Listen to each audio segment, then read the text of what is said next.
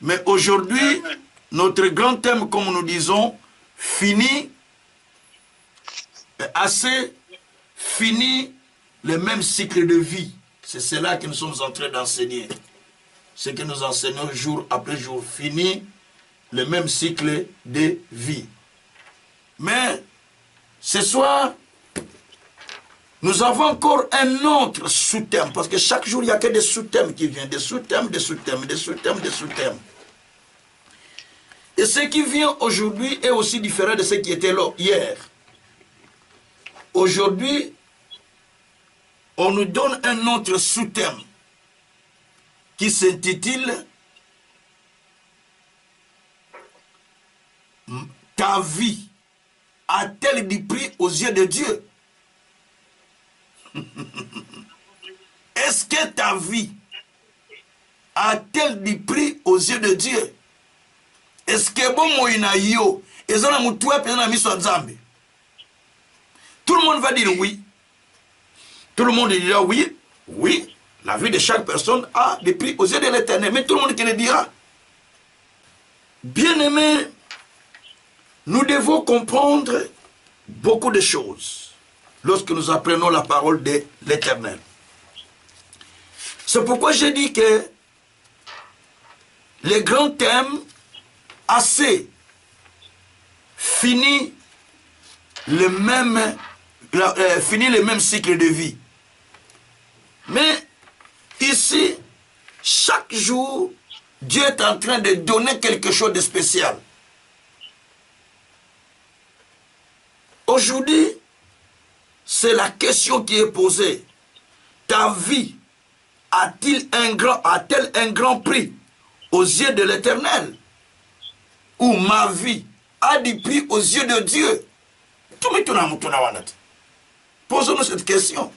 Est-ce que ma vie a du prix aux yeux de Dieu? S'il a du prix, pourquoi et comment? On va expliquer. S'il n'a pas de prix aussi, pourquoi et comment? On va donner des réponses. Parce que beaucoup de vies ont un grand prix aux yeux de l'Éternel. Et il y en a aussi ceux qui n'ont plus de prix, qui n'ont plus du prix aux yeux de l'Éternel. À savoir, nous sommes comme des arbres qui sont plantés sur la terre. Et comme nous sommes plantés, Dieu veille sur chacun de nous. Il veut que chacun de nous puisse produire des fruits. Vous allez vous référer à l'histoire du figuier où le maître est venu 3 fois dans le champ pour trouver des fruits. Il n'a pas trouvé les fruits. Et il a décidé de couper cet arbre parce que ça ne produisait pas. Ce que dit Jésus, parabole de Jésus là. Il a trouvé que 3 fois qu'il est venu pour que cet arbre donne du fruit. Mais il dit, mais il occupe inutilement la terre. C'est ce que dit la Bible. Donc, cet arbre occupait utilement la terre. Donc, le problème du Seigneur, c'est que nous pouvons être utiles si nous n'occupons pas inutilement la terre. Si nous n'occupons pas, si nous n'occupons pas inutilement la terre, là, le Seigneur va faire qu'en sorte que notre vie devient une vie qui est utile, qui est importante. Parce que nous allons remarquer que beaucoup de gens qui vivent sur la terre, mais ils ne vivent pas pour donner gloire à l'Éternel, pour donner gloire au Tout-Puissant, pour donner gloire à celui qui l'a créé. Voyez? Donc, il ne faut pas occuper utilement la terre, dit la Bible. Donc, par là, nous pouvons comprendre que ce n'est pas toute vie qui est précieuse ou qui est précieuse. Parce que là, nous pouvons comprendre que c'est vrai, toute vie n'est pas précieuse. Parce qu'il y a certaines personnes qui occupent inutilement la terre. Pour Dieu, vaut mieux qu'il parte qu'il reste sur la terre. Donc pour Dieu, vaut mieux qu'il parte au lieu de rester ou au lieu de rester sur la terre. Sur la terre. C'est ce que le Seigneur avait dit dans Luc 13. Donc, tu ne dois pas occuper inutilement la terre. Jésus a dit dans Luc 13, à partir du verset 7, je pense, voici 3 fois que je viens, mais je ne trouve pas de fruits sur cet arbre. 3 fois naïe n'a coûté que l'autre côté. 3 fois que je suis venu, mais je ne vois aucune production. On met du fumier, on met tout, mais il n'y a rien, ça ne produit pas. Alors, le Seigneur Jésus dit dans cette parabole, le maître du champ dit, coupez-les, parce qu'il occupe la terre inutilement. Attention, je dis attention, que tu ne sois coupé avant, si tu es inutile, si Dieu voit que tu n'es plus profitable. Attention. Alors, bien-aimés, nous devons savoir que la vie qui nous est donnée, elle est précieuse aux yeux de Dieu, aussi aux yeux des hommes. Mais les hommes jugent la vie d'une personne au travers de ce qu'il a, au travers de ce qu'il est, ce qu'il a et ce qu'il est peut-être, la position sociale, la position peut-être matérielle, la position peut-être intellectuelle. Donc l'homme est révéré. L'homme est révéré. Moutubaza Kokumisaye. Il est révéré par rapport à la position qu'il a. Même dans les églises, nous allons remarquer ça. C'est rentré dans l'église. Le monde est entré dans l'église. Hein. On va révérer pasteur tel parce qu'il a ça, ça, ça, ça. Et l'autre, on ne le révère pas parce qu'il n'a pas ça. Mais alors qu'il fait aussi l'œuvre de Dieu comme l'autre. Mais il n'est pas révéré. Tout ça, c'est parce que l'être humain juge par l'apparence. Mais 1 Samuel 16, verset 7, la Bible dit que Dieu ne juge pas comme jugent les humains. L'homme juge c'est ce qui frappe au regard, par les apparences. Dieu a dit ça à Samuel. Il a dit, l'homme juge par les apparences, mais Dieu juge au cœur. Dieu juge ce qui est à l'intérieur. Donc, ça c'est la façon de comprendre que chacun a sa façon de juger. Mais il y a un verset que je lis encore très souvent, que j'aime, c'est Anne qui avait dit dans 1 Samuel 2, à partir du verset 7 jusqu'au 8, 9, il dit qu'il ramasse l'homme dans la poussière, il l'élève et il les fait asseoir avec les grands. Il les ramasse dans la poussière, il l'élève et les fait asseoir avec les grands. Donc Dieu ramasse les gens dans la poussière, il les élève et les fait asseoir avec les grands. Et c'est ce que dit les Écritures. Ce qui veut dire simplement que nous devons nous examiner nous-mêmes en rapport avec la parole pour savoir si notre vie a un grand prix aux yeux de l'Éternel. Pour savoir si nous avons du prix aux yeux de Dieu. Et cela est très très important. Donc nous allons comprendre cela, si la vie a du prix aux yeux de l'Éternel. Nous allons partir tout de suite là, dans le livre de 1 Samuel. 1 Samuel au chapitre 26. Au chapitre 26. 1 Samuel chapitre 26. Versets 24 à 25. 1 Samuel chapitre 26. Alors, verset 24 à 25. Gloire soit rendue au Seigneur. 1 Samuel chapitre 26, Est-ce que je suis dans les bons? Je vais voir. 1 Samuel. Est-ce que je suis dans les bons? Je suis dans les bons. 1 Samuel, chapitre 26. Voilà. Verset 24 à 25. Voilà, verset 24 à 25. C'est là où je suis. Alors, je vais commencer au verset 23 pour avoir l'idée. Mais on va s'arrêter au verset 25.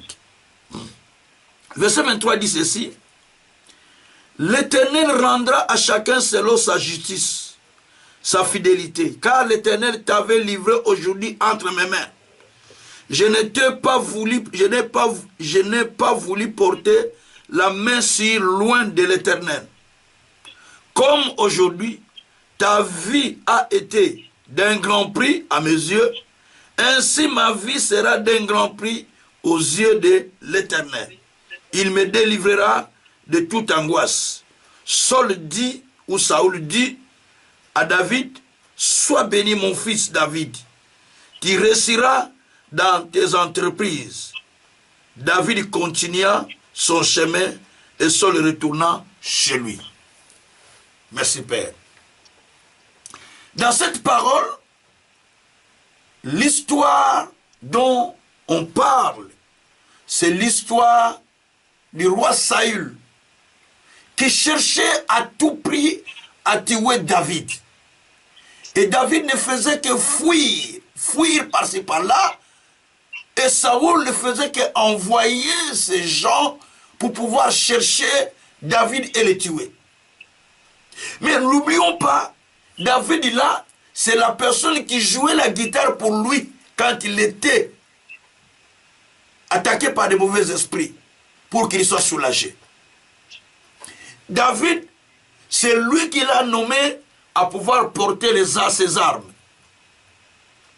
David, c'est lui qui l'a sauvé en face de Goliath, qui a enlevé la honte d'Israël et sa honte en face de Goliath. David, là aussi, c'est la même personne qui était un homme qui était puissant et qui combattait dans les comptes de Saül pour que Saül conserve son pouvoir et tout ça. Mais le même Saül, il a l'intention de tuer David jusqu'au point où il a voulu le tuer. Et puisque David était marié avec Milka, l'enfant de lui Saül, donc qu'est-ce qui va se passer? Milka même a caché, a fait fuir David en créant un statut qu'il avait posé sur les livres, croyant que c'était David, mais ce n'était pas David. On vient voir, croyant que c'était... On dit, on va le trouver.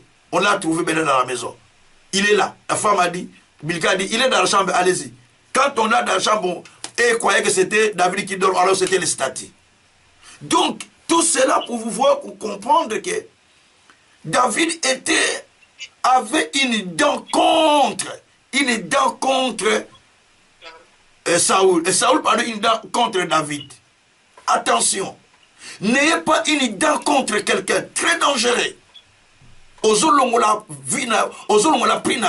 enlèves le prix de ta vie. Il avait une dent contre David. Il cherchait à tout prix pour que David tombe.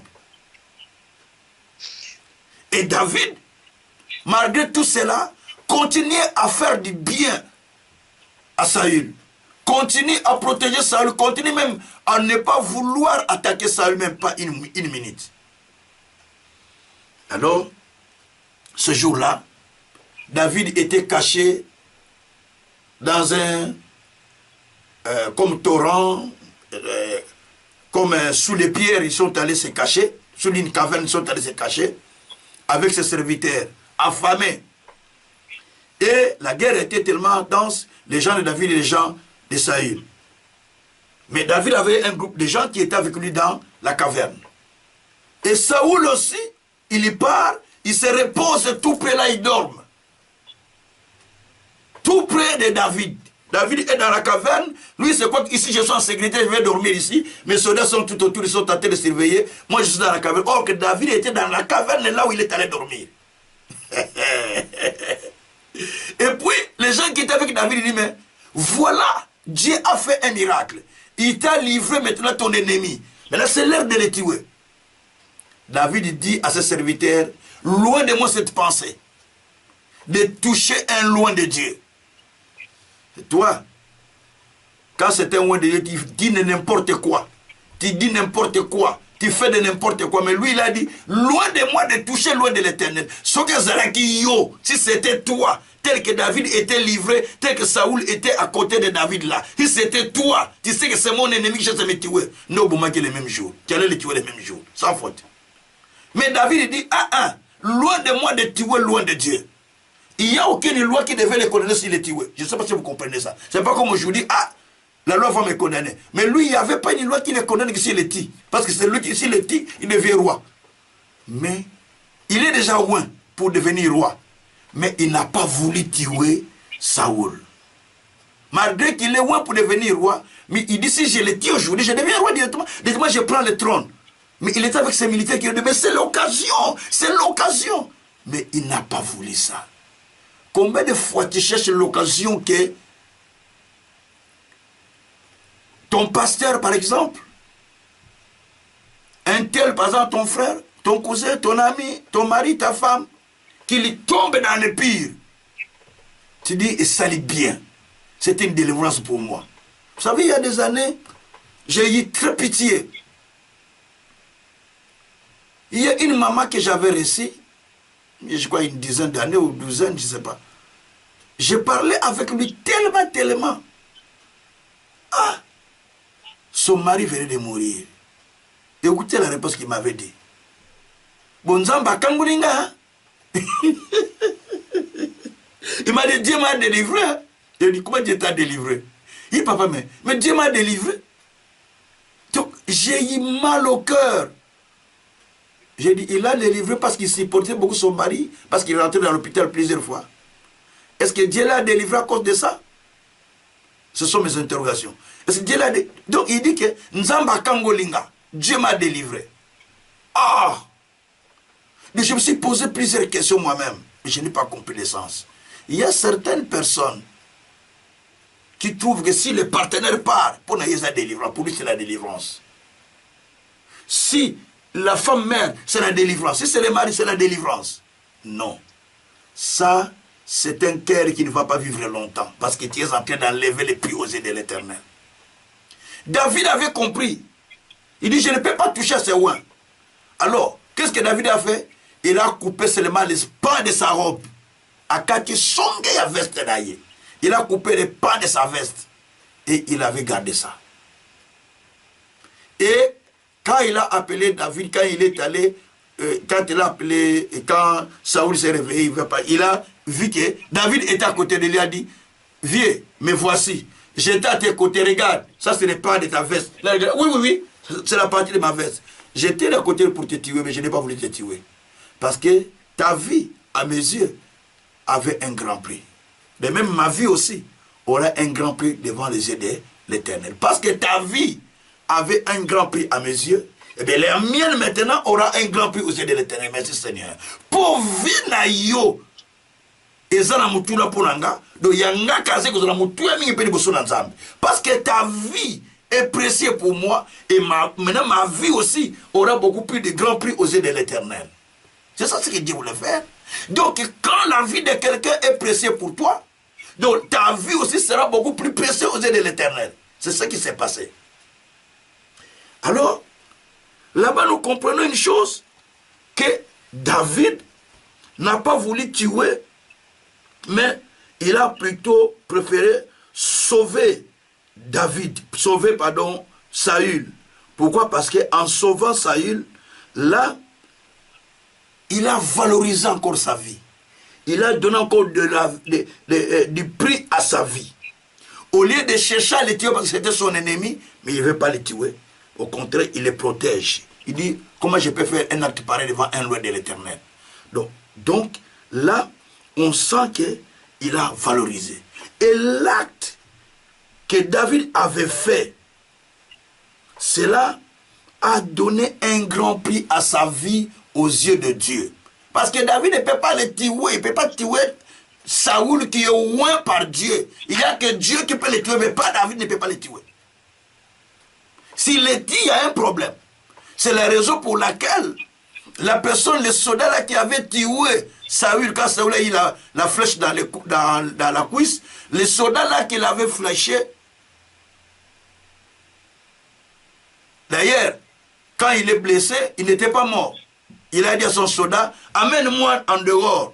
Il a amené en dehors des chars de combat. Mais, maintenant, une personne qu'il a vue, il a demandé à cette personne, donne-moi la mort. Il dit, non, je ne peux pas te demander, roi. Il dit, donne-moi la mort.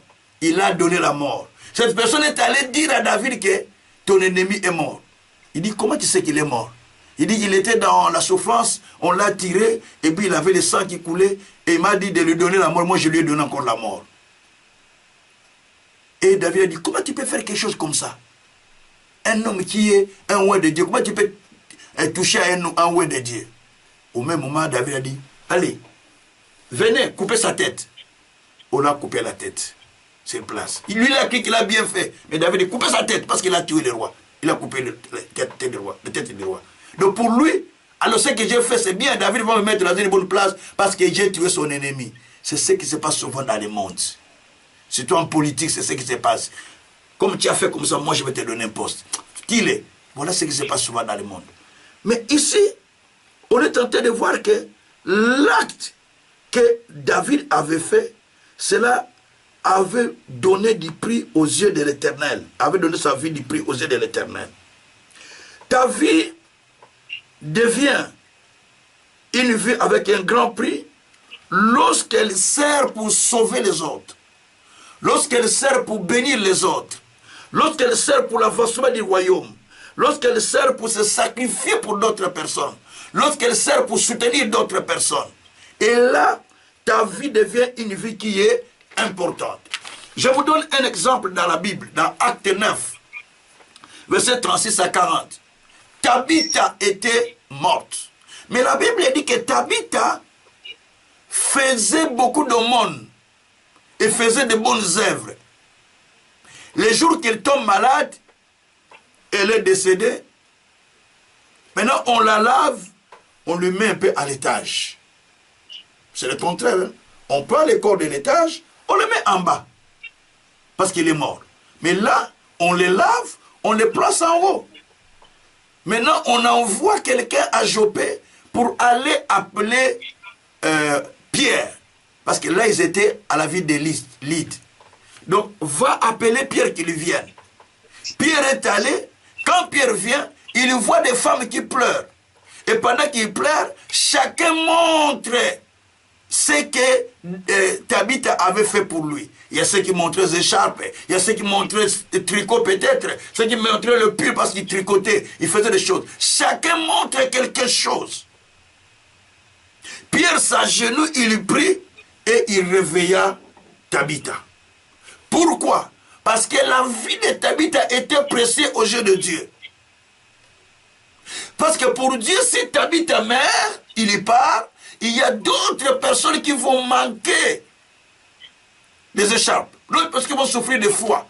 D'autres personnes qui l'aident, ils ne vont plus bénéficier de cette aide. Donc ils vont souffrir. C'est pourquoi Dieu a redonné la vie à Tabitha. Pourquoi ta vie ne marche pas? Parce qu'elle n'est pas donnée pour d'autres personnes. Elle n'aide pas d'autres personnes. Elle ne sert pas beaucoup d'autres. La vie à toi, c'est pour toi-même. L'argent à toi, c'est pour toi-même. Ta santé à toi, c'est pour toi-même. Elle sert qui? Question. Elle sert qui? C'est ça le problème. Vous cherchez Dieu, ma vie ne marche pas. Ma vie n'avance pas. Ma vie ne fait pas ça. Ok. Mais que fait ta vie aux yeux de l'Éternel? La vie que Dieu t'a donnée, elle sert à quoi aux yeux de l'Éternel? Pose-moi des questions. Elle sert à quoi aux yeux de l'Éternel? Pour que Dieu commence à te soutenir. Elle sert à quoi cette vie-là? C'est ça le problème. Quand elle sert à rien, Dieu ne va pas continuer. Et il peut l'arracher n'importe quel moment, parce qu'elle occupe la terre inutilement. Comme dit dans Luc 13, verset 7. Et vous descendez. La vie, elle occupe la terre inutilement. C'est pourquoi la vie de plusieurs personnes n'avance pas. Parce qu'elle est une vie seulement pour elle-même. Pour elle-même. Si elle est bénie, c'est pour elle-même. Si elle est élevée, c'est pour elle-même. Si elle a gagné la vie, c'est pour elle-même. Elle a l'argent, c'est pour elle-même. Elle a quelque chose, c'est pour elle, c'est pour elle, c'est pour elle. Ça, c'est l'égoïsme. L'égocentrisme même. C'est pour que vous allez voir ce genre de gens. Tout est centré sur leur intérêt. Intérêt na yekak. Intérêt na yekak. Tout est centré sur leurs intérêts. Tout sur leur intérêt. Donc, ce qui intérêt n'est athée, si son intérêt n'est pas là, il ne va rien faire. Donc, tout est centré sur son intérêt. Et là, c'est très, très, très dangereux.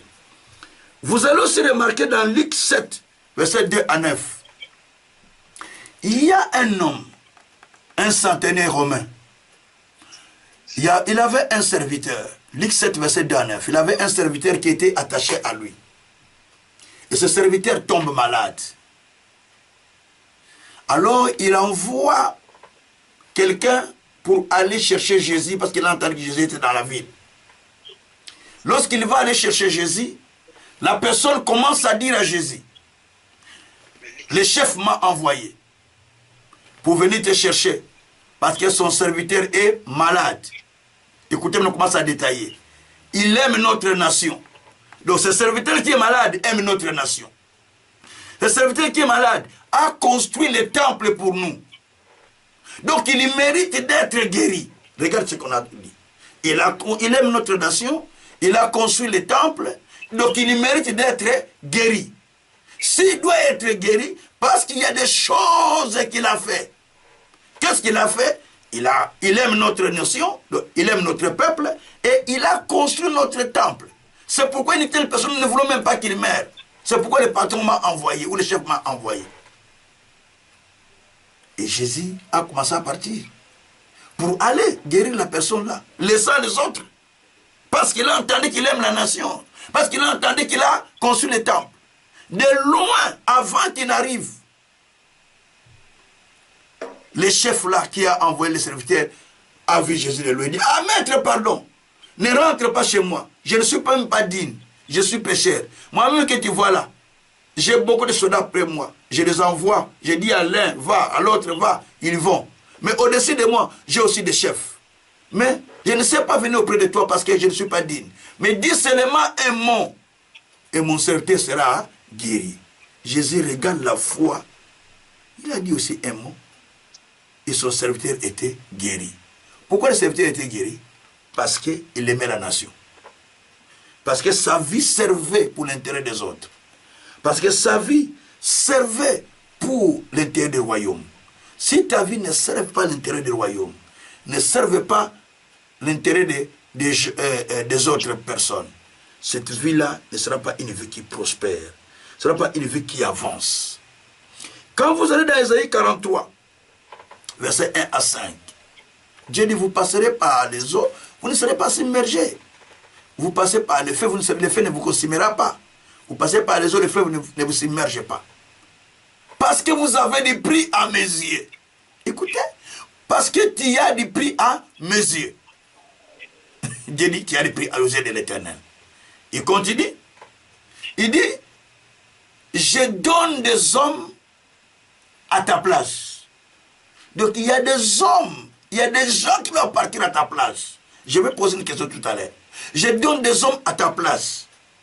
Et Saba et Éthiopie et Saba pour ta vie. Donc, je donne le Saba et Éthiopie pour ta vie aussi. C'est-à-dire, la vie de ces gens-là n'a pas de valeur. Parce que Dieu dit, va donner la vie à ta place. Je ne sais pas si tu as compris. Dieu dit qu'il va donner la vie de ces gens-là à ta place. Donc, c'est-à-dire, il y a Bamouezan a pris. Quand il y a eu Moutezan a pris. C'est ce qu'il voulait dire, non? Parce qu'il dit que je donne leur vie à ta place. Cela veut dire, ta vie, elle devient précieuse parce que Dieu voit que cela serve Dieu voit que cela est utile pour lui. Ça contribue. Ton travail devient un travail précieux, même quand les autres, on les fait partir. Mais toi, Dieu dit que non, le travail de cette personne-là est précieux pour moi. Parce qu'ils ont payé sans intérêt. Ça donne l'intérêt de Dieu. Et cette vie-là devient une vie précieuse qui va exceller, qui va avancer, qui ne va pas rester la même, qui ne sera pas cyclique. Parce qu'il sert les intérêts des autres. Il sert les intérêts de Dieu. Vous savez, il y a certaines personnes, quand il les montre, après ils tombent. Les gens commencent à dire, quand il est monté, qu'est-ce qu'il a fait? Il a aidé les gens. Il n'a pas aidé, c'est bien qu'on l'a fait partir. Hein. Mais s'il aidait les gens, il dit, ah, il aidait vraiment beaucoup de gens. Ah, mon Dieu, il ne fallait pas. Il aidait beaucoup de gens. Tu vas voir tantôt, on les récupère encore parce que toutes ces paroles que les gens disent, donc, ça va tout droit à Dieu à cause de cette personne-là. Est-ce que ta vie a du prix aux yeux de l'Éternel? C'est ça la question. Est-ce que ta vie a du prix aux yeux de l'Éternel? Ta vie, elle a vraiment du prix aux yeux de l'Éternel? Il faut se poser cette question. Est-ce qu'elle a du prix aux yeux de l'Éternel? Pose-toi la question. Pose-toi. Si ta vie a du prix aux yeux de l'Éternel, c'est-à-dire que tu sauras et tu le sauras. Si ta vie a du prix, tu le sauras. Est-ce que ta vie a du prix aux yeux de l'Éternel? C'est la question que je te pose ce soir. Merci Seigneur. Alors nous allons remarquer aussi que Dieu aime les gens. Dieu aime tout le monde. Mais Dieu, il y a de certaines personnes pour lui ont plus de prix que les autres. Dieu ne fait exception des personnes. C'est pas moi, c'est la Bible qui dit ça. Il ne fait exception des personnes. Mais dans Ésaïe 43 là, vous allez remarquer que Dieu dit, il donne des hommes à ta place. Pourquoi appeler ça na vie nanga, na place nanga? Pourquoi il doit donner des hommes à ma place? Pourquoi il doit sacrifier la vie des gens à cause de ma vie? Parce qu'il dit que je donne Saba et Éthiopie pour ta vie. Posez-vous des questions. Ce qui veut dire, en analysant les textes, vous pouvez comprendre que, en faisant l'analyse, vous êtes convenu que il y a de certaines personnes, leur vie est très précieuse aux yeux de Dieu que d'autres. Par la simple raison que c'est là, Dieu voit qu'ils ont l'intérêt pour les royaumes. Ils ont l'intérêt pour Dieu. Dieu a un intérêt sur eux. Et pour les autres, Dieu ne trouve pas son intérêt. Donc, il laisse vivre, mais il ne trouve pas son intérêt. Donc, une telle vie, Dieu ne le protégera pas longtemps. S'il y a le vent qui souffle, ça part. S'il y a les eaux qui viennent, ça coule. C'est pourquoi il y a des écrans, toi-même, tu passes les eaux, tu ne peux pas partir. Hein? Même si tu passes au danger, tu ne peux pas partir parce que tu as des prix. J'ai vécu ça. J'ai vécu plusieurs fois des cas. Attaqué à Kinshasa, par des bandits. Mais Dieu m'a sauvé la vie. Il y a des enfants encore, avec des armes comme ça sous mon cou, les deux côtés, on m'enlève avec la voiture, on fait des kilomètres. L'un dit, tu es, l'autre dit, non, laisse. Ils commencent à discuter entre eux, il dit, l'autre dit, si tu le dis, moi, si tu fais seulement, si tu oses, moi, je te tire. Il braque son ami. J'ai dit, ça, il faut avoir une vie qui a des prix. La vie, elle peut devenir une vie précieuse devant Dieu à cause des intérêts petits du royaume. Parce que Matthieu 16, verset 25 dit, celui qui sauvera sa vie la perdra. Celui qui la perdra à cause de moi la gardera ou la retrouvera. Matthieu 16, verset 25. Donc il faut savoir privilégier l'intérêt de Dieu. Matthieu 6, 33. Cherchez premièrement le royaume de Dieu, sa justice. Et tout vous sera donné par-dessus. Pourquoi les enfants de Dieu n'avancent pas? Pourquoi la vie des enfants de Dieu ne progresse pas? Parce que nous sommes égoïstes. Nous travaillons que sur nous-mêmes. Nous cherchons que notre vie. Nous cherchons qu'à garder notre vie. Donc on travaille que sur nous-mêmes. On travaille que sur nous-mêmes. Mais on ne travaille pas pour les autres. On ne fait pas le nécessaire pour que les autres aussi trouve quelque chose au travers de nous.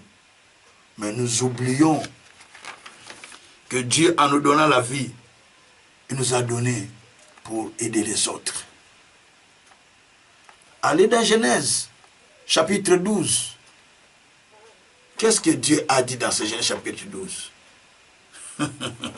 Je vais te le lire. Verset 1, verset 2 à 3. Qu'est-ce que le Seigneur a dit dans Genèse 12? Vous connaissez ce texte, non? Mais je vais t'ouvrir une chose là. Genèse 12, verset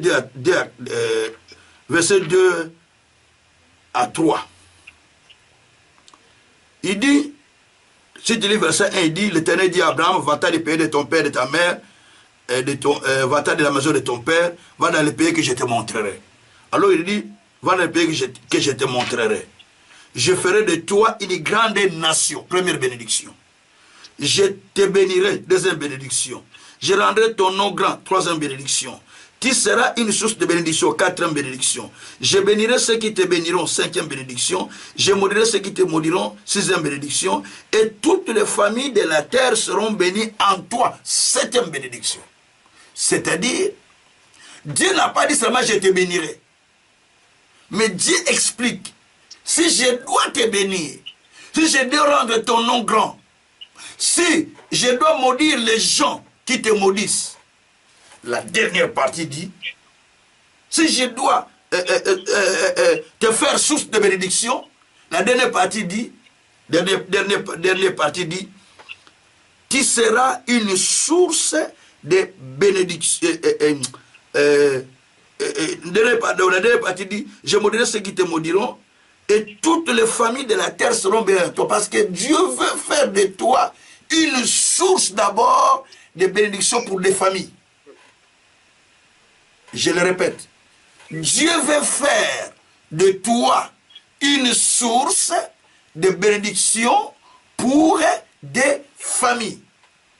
Il y a des familles que Dieu a mis sur cette terre qui ne sont pas de votre famille, mais qui doivent être bénis par vous. Moi qui vous parle, depuis mon jeune âge, c'est ce que je fais. Combien d'enfants que moi j'ai élevés, combien de jeunes frères que j'ai encadrés, combien de filles que j'ai élevées, depuis que j'ai commencé le ministère, j'avais 30 ans quand j'avais commencé le ministère. C'était 30 ans que Dieu m'a appelé le ministère. Mais regarde tous ces mondes qui sont passés par moi. Je les prends comme des enfants que j'ai encadrés à la maison, que j'ai élevés. Certains ont vécu dans ma maison, certains ont été encadrés. De l'Afrique jusqu'en Europe. Toujours des gens chez moi. De l'Afrique jusqu'en Europe. Peut-être c'est une cérémonie, mais partout où j'ai été, il y avait toujours des gens qui restaient dans ma maison. Parce que c'est ce que Dieu m'a dit. Toi et les enfants que je te donnerai, vous serez grands. Vous êtes pour des signes, pour des miracles. Donc, Dieu, partout où je passe, il me donne que des enfants. Il me donne que des gens. Il me donne que des jeunes que j'encadre. Il me donne que des mamans. Il me donne que des papas, des frères que j'ai pris à la maison. Pas pantalon, pas quoi. D'autres, je les ai pris en province, à Bandundu. Je les ai pris là-bas, Bandundu. Je les ai amenés à Kinshasa. Je les ai fait étudier. Je les ai fait grandir. Et ils sont mariés à mes mains jusqu'à aujourd'hui attachés à moi. Ce sont mes enfants. Leurs enfants m'appellent papy. Jusqu'à aujourd'hui, je les ai pris du Bandundu là-bas. À Popo Kabaka. Je les ai amenés à Kinshasa. D'autres, je les ai pris par-ci, par-là. Je les ai élevés parce que j'ai compris que ma vie doit devenir une source de bénédiction pour les autres. C'est ainsi que la vie aura du prix aux yeux de Dieu. Et quand Dieu verra que ma vie tourne en rond, il va commencer à bénir cette vie-là, parce que cette vie-là, elle est une vie qui prend soin des autres. Ah. Allez, je vais clôturer par un verset. Job chapitre 29. Job chapitre 29. Laisse que ta vie devienne aujourd'hui une vie qui a du prix aux yeux de l'Éternel. Une vie qui a des prix aux yeux de l'Éternel, qui prend soin des autres. Même ceux qui les ouézoya, même si la mort vient, Dieu va l'enlever. Parce que toi, tu as des prix aux yeux de l'Éternel. C'est ce que dit Esaïe, hein, 43. Ne prenez pas les choses de Dieu à la légère. Prenez ça au sérieux. Alors je suis dans Esaïe 43, Job plutôt 29, Job 29, pardon. Verset 12 jusqu'au 16e verset. Mais je vais lire en expliquant pour gagner le temps. Car j'ai sauvé les pauvres qui imploraient du secours, l'orphelin qui manquait d'appui. Ça c'est Job. Il dit moi. Parce que les gens commencent à dire, mais toi Job, quand tu avais des moyens, tu as oublié les gens, tu n'avais pas fait du bien aux gens. Les gens commençaient à les critiquer. Job dit, moi. Mais moi j'ai sauvé les gens qui n'avaient pas de moyens. Moi, j'ai sauvé même les pauvres qui imploraient du secours, même les enfants qui étaient orphelins. Moi, je prenais soin d'eux. Verset 13. Écoutez verset 13. Puisque je prenais soin d'eux, parce que je sauvais les veuves. Verset 13. La bénédiction du malheureux venait sur moi. Et je remplissais de joie le cœur de veuve. Donc, puisque je faisais cela, maintenant, qu'est-ce qui se passe? La bénédiction du malheureux venez sur moi. Yaya, quand tu prends soin d'un pauvre, tu prêtes à Dieu, dit la Bible. Quand tu prends soin de quelqu'un qui n'a pas, tu prêtes à Dieu. Quand tu soutiens un ministère qui n'a pas de moyens, tu prêtes à Dieu. Quand tu soutiens un frère ou une sœur qui n'a pas de moyens, tu prêtes à Dieu. Quand tu prends soin de quelqu'un, ce n'est pas seulement l'argent, mais tout ce que tu peux faire. Sache que Dieu ne te donne pas seulement l'argent, mais tu es en train de prêter à Dieu pour qu'il te donne une autre vie que ce que tu as maintenant. Parce que tu es en train de prendre soin des gens. En fait, c'est Dieu qui devrait prendre soin de ces gens lui-même. Mais comme toi, tu l'as fait, maintenant, ce que Dieu voulait faire avec ces gens-là, il rassemble ça, il donne ça comme un paquet entre tes mains. Laisse que Dieu vous donne un paquet entre vos mains au nom de Jésus-Christ. Merci Seigneur. Merci Seigneur. Et la Bible dit qu'il remplissait la joie, le cœur de veuve. Verset 14, il dit, je me revêtais de la justice et je lui servais de vêtements. J'avais ma droiture pour manteau et pour turban. Il dit que j'avais de la justice. Donc j'étais juste. Je m'en servais comme un vêtement, cette justice dans mon cœur. Et puis, au verset 15, il dit, j'étais l'œil de l'aveugle. C'est-à-dire que c'est moi qui étais l'œil de l'aveugle. L'aveugle qui ne voyait pas, mais je me suis fait son œil. Donc, avec la zone Kanzela, l'aveugle cherche le chemin. C'est moi qui montre à l'aveugle le chemin parce que j'étais son œil. Ah, quelle dimension.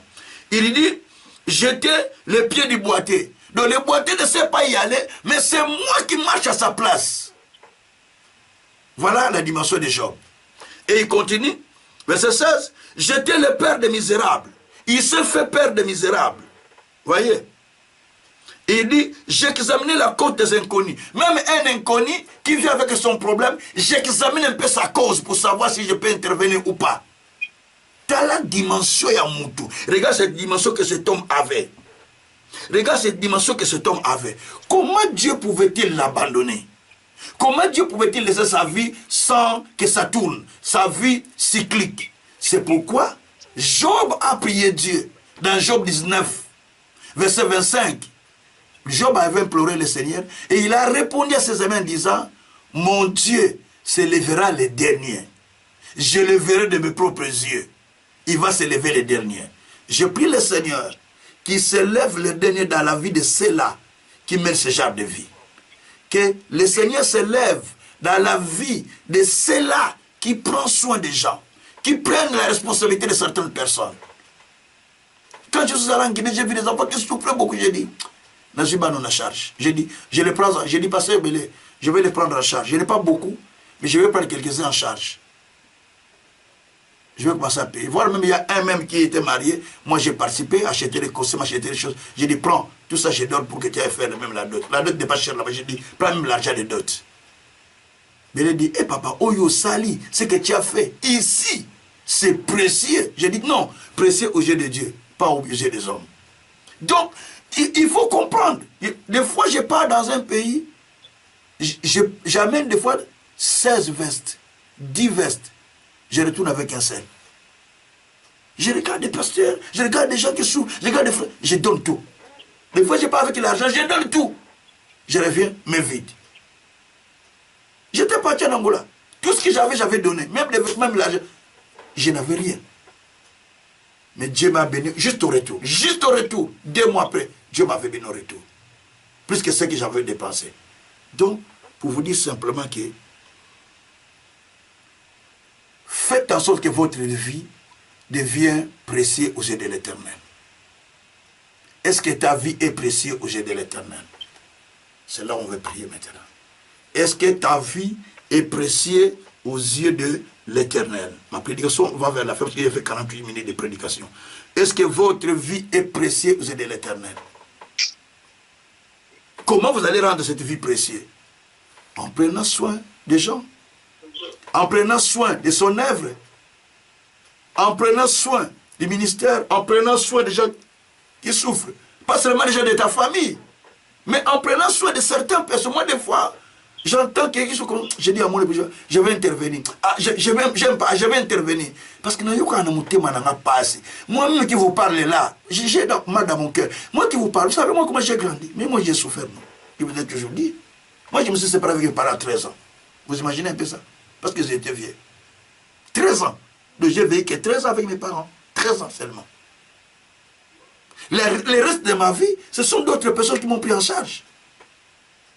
Ce n'est pas forcément la famille, non. Il y a des gens qui m'ont pris en charge, des amis, des parents, des amis, tout ça, et mes sœurs aussi. Donc, tout ça, quand je pense, je ne peux que aussi faire ça à d'autres personnes. Parce que quand je manquais où dormir, il y a aussi des gens qui m'ont pris en charge pour dormir chez eux. Quand je dormais dans des voitures, il y a des gens qui m'ont pris de dormir chez eux. Quand je dormais avec mon vélo attaché au pied, des fois je pars à Kitambo, chez un cousin. Le cousin dit, ah, il n'y a pas de place, va dormir dans mon garage. Il était garagiste avec des véhicules qui sont à l'extérieur, comme ça, pas les garages de l'Europe, hein, les garages à l'extérieur. Je pars dormir là-bas, les moustiques terribles. J'enlève la chemise, je fais pou, je sais pas comment on appelle ça en français, permettez-moi, ce sont des mots que je ne connais pas trop bien là. Vous prenez la chemise, pou, vous êtes en train de je ne sais pas comment on dit ça en français, pour la jambe, la français, ou pour la tête, voilà, c'est bon. Vous prenez ça, vous êtes en train de faire en sorte que les moustiques sortent. Il n'y a même pas de moustiquaires. Quand les moustiques sortent de la caractère de la voiture, après vous rentrez, vous fermez la voiture, boum, vous dormez dans la voiture, vous pliez la chaise, dormez dans la voiture. Plus de 3 ans comme ça. Sa femme ne veut pas que je dorme à la maison. Il m'appelle Ndoki. Hey! Il dit, je suis sorcier. Ah, il dit, il est sorcier. Non, Allah,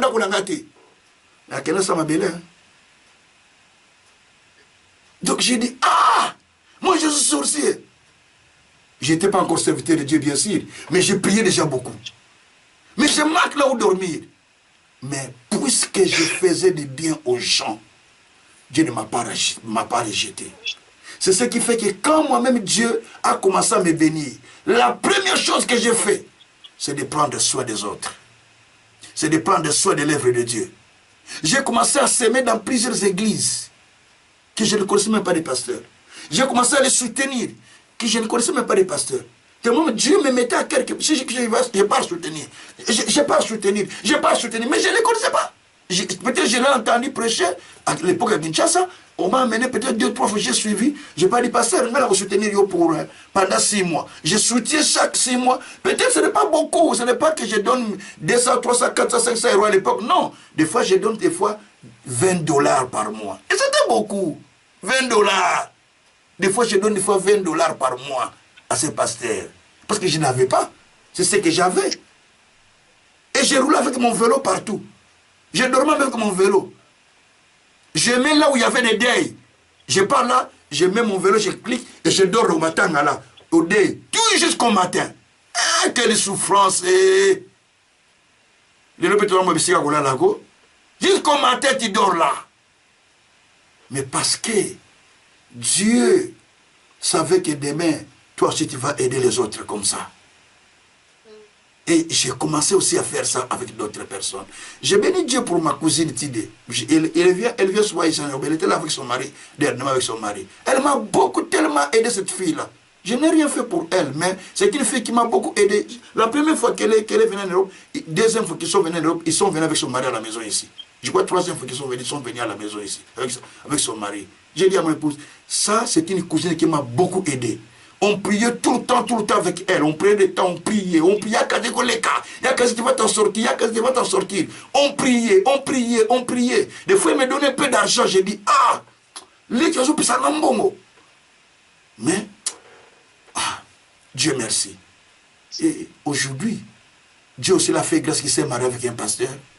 Leur vie est stable. Tous ses enfants sont déjà très bien, ils ont fini des études, il y en a beaucoup, il y en a même 2, 3 qui sont ici en Europe, il y en a qui travaillent là-bas, il vient, lui, elle voyage tout le temps, il vient tout le temps ici. Il venait de ses enfants viennent de se marier. Je dis, ah, parce qu'elle me faisait du bien, Dieu c'est là. Je lui ai dit, Yaya, souviens-toi des biens que tu me faisais, Dieu t'a de vos récompenses. Il a dit, Yaka, ce que tu dis, c'est vrai. Et Dieu me bénit beaucoup. Il dit, Dieu me bénit beaucoup à Kinshasa. Vous voyez? Donc tout cela, pour dire simplement que faites que votre vie devienne précieuse aux yeux de Dieu, aux yeux de Dieu, en prenant soin des autres, en pensant aux veuves, en pensant aux orphelins, en pensant à l'avancement de l'œuvre de Dieu, en pensant au royaume de Dieu. Vous êtes les premiers à faire ce que critiquer. Non. Arrêtez de critiquer les pasteurs. C'est leur problème avec Dieu. Tellement que vous regardez les réseaux sociaux, les Facebook, vous aurez tendance de critiquer, vous perdez même l'onction. Moi, je ne regarde pas parce que je ne veux pas perdre mon onction. Je ne regarde pas. Moi, je ne veux pas perdre mon onction parce que c'est précieux. Je prie pour beaucoup de gens. Tous les jours, il y a des appels, les gens pour prier pour tel, il y a des gens qui ont des problèmes. Mais si je dois commencer à regarder tout cela, mais je vais perdre l'onction. Non. David n'a pas voulu tuer Saül. Il a dit, ta vie pour moi était précieuse. C'est pourquoi la mienne maintenant aussi, elle devient précieuse devant Dieu. Et Dieu aussi a rendu la vie de David plus précieuse. Ce qui fait que personne n'a touché David jusqu'à sa mort. Dieu a rendu la vie de David précieuse. Il y avait beaucoup d'ennemis tout autour de lui qui cherchaient à le tuer, pas seulement Saül. Mais Dieu a rendu David puissant. Il n'a perdu aucun combat. Pourquoi? Parce que lui aussi, il a fait que sa vie, il a fait que la vie des autres soit précieuse à ses yeux. Combien de fois as-tu déjà fait ça? En aidant les gens, en soutenant les gens, en faisant que leur vie devienne précieuse. En n'est pas même par la prière, non? Tu fais la prière pour les gens.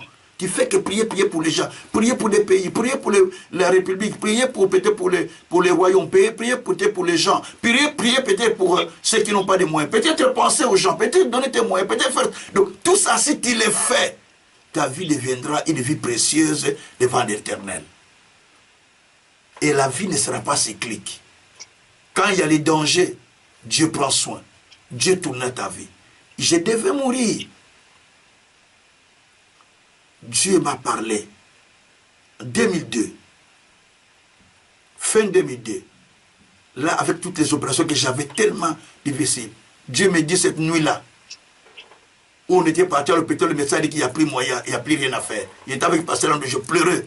Au retour, je pleurais, je priais. La nuit-là, il y avait 5 médecins, il me dit, il n'y a plus rien à faire pour toi. J'ai dit, ah! J'étais avec le pasteur, j'ai commencé à pleurer. Le pasteur m'a dit, non papa, ne pleure pas, prends courage.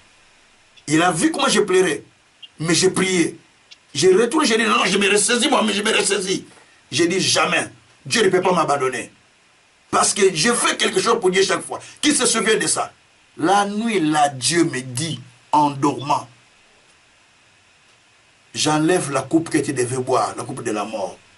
Je la donne à une autre personne. Et il me donne avec le verset. Toi, tu ne mourras pas. Parce que tu as des prix à mes yeux. Il me donne même le verset. Quand je me réveille, je lis Ésaïe 51. Verset 20 à 21, on dit que j'enlève le coupe d'étourdissement que je devais boire. Je la donne à d'autres personnes. Je dis, ah bon? Donc, et ça n'a pas tardé. On a commencé à entendre un tel est mort, un tel est mort, un tel est mort, une telle est morte, une telle personne est morte, un tel est mort. Tout ça parce que Dieu a vu que ma vie était précieuse. J'aide les gens, je soutiens les gens, je prends les enfants des orphelins, de l'Afrique jusqu'en Europe. Je les ai élevés, je les ai encadrés, je les ai fait marier. Il y en a beaucoup, de toutes les races. Hein? Ce n'est pas seulement des races congolaises. Non, moi j'ai pris toutes les races. La vie. Est-ce que ta vie est-elle précieuse? Est-ce que tu la rends précieuse aux yeux de Dieu? Pour que Dieu s'occupe de ta vie là, pour qu'elle ne tourne plus en rond. C'est ça la question qu'il faut se poser. Prions le Seigneur. Alléluia. Aujourd'hui, tu vas seulement parler à Dieu. Seigneur, j'ai compris. Je veux que ma vie devienne précieuse devant toi. Aide-moi à être une source de bénédiction pour plusieurs personnes. Afin que toutes les familles qui tournent tout autour de moi soient bénies au travers de moi. Aide-moi à être une source de bénédiction pour les ministères, même le ministère de Papa Kazan. Une source de bénédiction pour ces ministères qui m'enseignent. Aide-moi à être une source de bénédiction pour plusieurs personnes, pour les ministères, pour les gens, pour les royaumes de Dieu. Aide-moi, Seigneur, que je sois utile pour les royaumes, que je sois utile pour l'avancement de ton œuvre, que je sois utile pour ce ministère, que je sois utile pour les gens qui souffrent, que je sois utile pour les gens qui pleurent, qui gémissent, que je sois utile pour les veuves et les orphelins, que je sois utile pour les gens qui pleurent, les gens qui sont malades dans des hôpitaux, que je sois utile pour eux, Seigneur. Prions le Seigneur, alléluia. Éternel Dieu des armées, fais que, Seigneur, je devienne utile, Père éternel. Que je devienne utile, mon Dieu, mon roi. Que je devienne utile, mon Seigneur. Pour ceux-là, Seigneur, qui souffrent. Oh, Papa, que je devienne utile, mon Seigneur. Que je devienne utile, mon Seigneur. Que je devienne utile, mon Dieu. Que je devienne utile, mon Seigneur. Que je devienne utile, mon Dieu. Que je devienne utile, mon roi. Que je devienne utile, mon Seigneur. Pour ceux qui souffrent. Pour ceux qui pleurent. Pour ceux qui gémissent. Papa, rends-moi utile, Père. Rends-moi utile, Père. Pour ceux qui gémissent, Papa. Pour ceux qui pleurent, Papa. Oh mon Dieu, mon roi. Que je sois utile, Père. Que je sois utile, Seigneur. Que je sois utile, mon Dieu, mon roi. Ma vie, Père, elle a-t-il de prix à tes yeux? Elle a-t-elle de prix à tes yeux? Seigneur Dieu de gloire. Fais-moi une source de bénédiction pour plusieurs. Fais-moi une source de bénédiction pour ceux qui souffrent, pour ceux qui pleurent, pour ceux qui gémissent. Fais-moi une source. Fais-moi une source. Fais-moi une source. Une source de bénédiction. Une source de bénédiction. Une source de bénédiction. Pour ceux-là qui souffrent, Papa. Pour ceux-là qui souffrent, Papa. Pour ceux-là qui souffrent, Papa. Eh Yahweh, fais-moi une source, Papa. Fais-moi une source, Papa. Fais-moi une source, Papa. Fais-moi une source, mon Dieu. Fais-moi une source, mon Seigneur. Yahweh, non comme ma source. Yahweh, non comme ma source. Yahweh, non comme ma source. Yahweh, non comme ma source. Yahweh, non comme ma source. Yahweh, non comme ma source. Non comme ma source, Papa. Non comme ma source, Papa. Non comme ma source, Papa. Oh mon Dieu, mon roi. Je vais devenir une source, Papa. Une source, mon Dieu. Une source, mon roi. Une source, mon Seigneur. Eh Yahweh. Comme ça la source, Papa. Comme ça la source, mon Dieu. Comme ça la source, mon Seigneur. Comme ça la source, mon roi. Comme ça la source, mon Seigneur. Eh Yahweh. Non comme ma source. Non comme ma source. Non comme ma source, Papa. Non comme ma source, mon Dieu. Non comme ma source, mon roi. Eh Yahweh. Comme ça la source. Comme ça la source. Fais de moi une source, mon Père. Fais de moi une source, mon Père. Fais de moi une source, mon Père. Une source de bénédiction. Une source de salut. Une source de miracle. Une source de bénédiction pour plusieurs. Seigneur de gloire. Fais-moi le Père des orphelins. Fais-moi, Seigneur, le mari de veuves. Oh mon Dieu. Fais que, Seigneur, je prenne soin des veuves. Je prenne soin des orphelins. Je prenne soin des gens qui souffrent dans les hôpitaux. Mon Père, mon Dieu, mon roi. Seigneur Dieu, fais que ma vie soit une source de bénédiction. Que ma vie soit une source de bénédiction. Que ma vie soit une source de bénédiction pour ceux-là qui pleurent, pour ceux-là qui gémissent, pour ceux-là qui souffrent. Papa, que ma vie devienne une source. Que ma vie devienne une source de bénédiction pour plusieurs. Yahweh, il y a des gens qui souffrent. Il y a des orphelins qui souffrent. Il y a des veuves qui souffrent. Mais papa, donne-moi ces moyens pour que je devienne, Seigneur, une source pour eux. Pour que je devienne une source pour eux. Pour que je devienne une source pour eux. Pour Pour que je vienne devenir une source pour eux. Labrakashakaya baba. Lekasakata manareka. Ruzakata mananara kashikaraba. Les abrakashatayama. Liseketa yokamana leka yakaraba. Endabrakasakatayaka. Malou sekayamalu. Elaboro eshikarababa. Yahweh naïe. Yahweh naïe. Yahweh naïe. Yahweh naïe. Je viens à toi mon Père. Je viens à toi mon Dieu. Je viens à toi mon Seigneur. Fais de moi une source, papa. Fais de moi une source, mon Dieu. Fais de moi une source, mon Seigneur. Fais de moi une source, mon roi. Fais de moi une source, mon Seigneur. Une source de bénédiction. Une source de miracle. Une source de salut. Une source, Seigneur, de bénédiction pour plusieurs. Papa, fais de moi une source, mon Dieu. Fais de moi une source, mon Seigneur. Fais de moi une source, mon Dieu. Une source de bénédiction pour les familles. Une source de bénédiction pour les familles. Une source de solution pour plusieurs personnes. Une source de solution pour plusieurs personnes. Une source de bénédiction pour plusieurs familles. Oh Yahweh, comme il s'en a source de bénédiction pour ma famille. Comme il s'en a source de bénédiction pour ma famille, Seigneur. Fais de moi une source de bénédiction, Seigneur, pour les familles. Une source de bénédiction pour les gens qui souffrent. Pour les gens qui pleurent. Pour des orphelins. Pour des veuves. Oh Dieu, fais-moi une source. Pour des malades, Seigneur. Fais-moi une source, Seigneur, de leur guérison. Mon Dieu, mon roi. Amen, Seigneur, moi, Seigneur. Dans cette dimension-là, Seigneur. D'intervenir pour les gens. D'intervenir pour les gens. Je vis tes serviteurs, Seigneur. Intervenir. Agir en faveur des gens qui sont en problème. Papa, je viens à toi. Je viens à toi. Bénis-moi, Seigneur, en me faisant une source de bénédiction. Bénis-moi, Seigneur, en me faisant une source de bénédiction pour plusieurs personnes. Oh mon Dieu, mon roi, il n'y a pas un autre. Il n'y a pas un autre. Il n'y a pas un autre. Il n'y a que toi, papa. Il n'y a que toi, papa. Il n'y a que toi, papa. Il n'y a que toi, mon Dieu, mon roi. Eh Yahweh, Tikana comme source de bénédiction. Tikana comme source de bénédiction. Tikana comme source de bénédiction. Tikana comme source de bénédiction. Na kombo na Yesu. Na kombo na Yesu. Zambe na koma. Zambe na koma. Zambe na koma. Na koma. Source de bénédiction. Source de bénédiction. Source de bénédiction. Source de bénédiction. Na kombo na Yesu. Na kombo na Yesu. Na kombo na Yesu. Merci mon Dieu. Merci mon Seigneur. Sois béni. Sois loué. Sois glorifié. Sois magnifié infiniment. Dans les siècles des siècles. Au nom de Jésus. Merci mon Dieu, mon roi. Merci mon Seigneur. Merci Père. Parce que tu fais de nous une source de bénédiction. Une source de bénédiction. Une source de bénédiction. Au nom de Jésus-Christ. Alléluia. Alléluia. Bien-aimés, j'ai donné une formation à des jeunes qui se préparaient pour le mariage.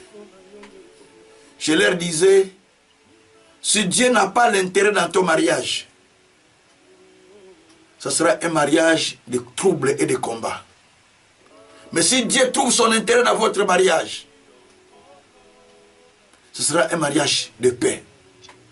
J'ai parlé à ces jeunes. Je disais, il faut que Dieu trouve son intérêt dans votre mariage. Même dans vos enfants, il faut que Dieu trouve son intérêt sur vos enfants. Dans tout ce que vous allez faire, même l'argent, il faut que Dieu trouve son intérêt dans votre argent. Même le bien que vous avez, il faut que Dieu trouve son intérêt dans ce que vous avez. Quand l'intérêt de Dieu n'est pas là, Dieu ne protège pas. Dieu ne garde pas. J'ai parlé comme ça, ces jeunes. Bien-aimés, je vais que vous recommander simplement maintenant ce que vous avez entre les mains de Dieu. Dites à Dieu, ma santé, c'est pour ton intérêt. Mes biens, c'est pour ton intérêt. Mes enfants, c'est pour ton intérêt. Mon mariage, c'est pour ton intérêt. Mon intelligence, c'est pour ton intérêt. Tout ce que toi, tu as dit, c'est pour ton intérêt que j'ai tout cela. La Bible dit, qu'est-ce que toi, tu as reçu que tu n'as pas reçu de Dieu? 1 Corinthiens 4, 7. Qu'est-ce que toi, tu as reçu que tu n'as pas eu de Dieu? Tout ce que toi, tu as, c'est pour Dieu. Allô, recommandez cela entre les mains de Dieu. Prions le Seigneur. Alléluia. Éternel Dieu, je recommande maintenant, Père, tout ce que j'ai entre mes mains, tout ce que j'ai dans ma vie, c'est pour toi. Papa, la santé que j'ai, c'est pour ton intérêt, pour sauver les âmes. C'est l'intelligence que tu me donnes, c'est pour sauver les âmes. La sagesse que tu me donnes, c'est pour les âmes. Et la connaissance que tu me donnes, c'est pour les âmes. Seigneur, tout ce que je fais, c'est pour l'intérêt du royaume. Papa, si tu me donnes la santé, c'est pour l'intérêt du royaume. Si tu me donnes l'argent, c'est pour l'intérêt du royaume. Si tu me donnes les mariages, si tu m'as donné les couples, c'est pour l'intérêt du royaume. Si tu m'as donné les enfants, c'est pour l'intérêt du royaume. Si tu fais que mes enfants qui sont en Afrique viennent, c'est pour l'intérêt du royaume. Seigneur, il n'y a pas autre chose que ça. Papa, c'est pour ton intérêt, c'est pour l'intérêt du royaume que je fais cela. C'est pour l'intérêt du royaume, Seigneur, que je fais tout cela. Papa, c'est pour l'intérêt du royaume. C'est pourquoi je te confie la maison, je te confie la famille, je te confie ma santé, je te confie les enfants, je te confie ce ministère, je te confie les serviteurs et les servantes, je te confie tout, Seigneur. Je te confie l'école biblique, je te confie ça, c'est pour l'intérêt du royaume. Je te confie cette école pour l'intérêt du royaume. Je te confie les hommes pour l'intérêt du royaume. Je te confie tout ce que j'ai cédé pour l'intérêt du royaume. Papa, qu'est-ce que j'ai de moi-même? Tout ce que j'ai, c'est pour l'intérêt du royaume. Qu'est-ce que j'ai de moi-même? Tout ce que j'ai cédé, c'est pour l'intérêt du royaume. C'est pourquoi, Père, je te dis merci pour ce que tu fais. Que ton nom soit béni, que ton nom soit loué, que ton nom soit glorifié. Merci pour ce que tu as fait aujourd'hui.